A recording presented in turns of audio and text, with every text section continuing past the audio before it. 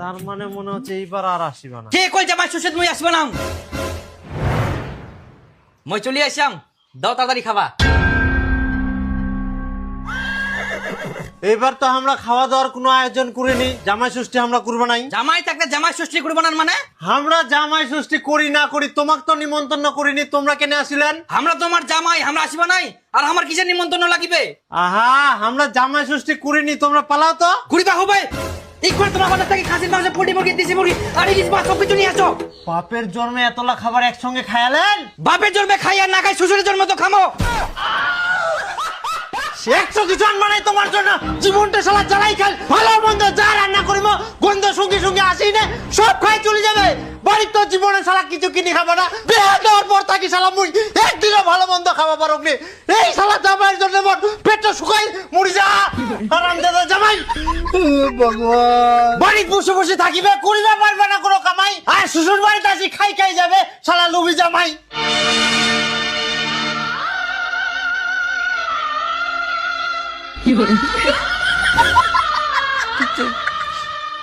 আর কোনদিন আসবে না তোমার বাড়ি না জামাই। কথা গিলা শুনি মোক দুঃখ লাগিল প্রচুর, ইলা কি কথা শুনাইল মোর টাকাওয়ালা শ্বশুর। কামাই করে পারুমনি, মুই জানো মোর ভবিষ্যৎ কালো, এত কিছু গিলাই সবাকে কইবে রাখ মই মোর শ্বশুর অনেক ভালো।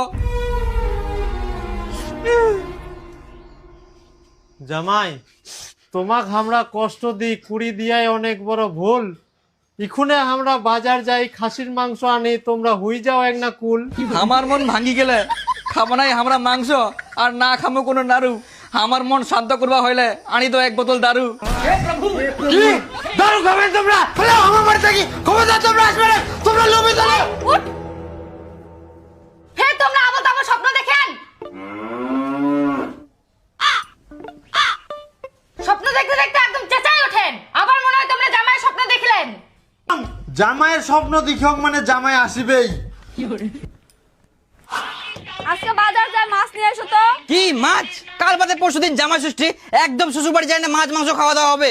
তোমার তো কোনো কাম নাই, খালি শ্বশুর বাড়ি যায় খাওয়ার ধান্দা, বাড়ির কোনোদিন মাছ মাংস কিচ্ছু আনেনি। হ্যাঁ, কত খাওয়ার ইচ্ছা মায়ের বাড়ি যাই খাইস। হে ইয়া কথা কয় কোনো লাভই নাই। চাকুচি কার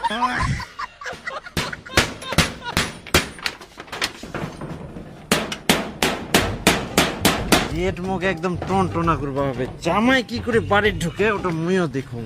ডাক্তার বাবু, বলছি কি আমি তো প্রচুর মাংস খাই, আর একদিন পরে জামাই ষষ্ঠী আরো খেতে হবে। আচ্ছা, তো আমার দাঁতগুলো একটু চেক করেন তো ঠিকঠাক আছে কিনা।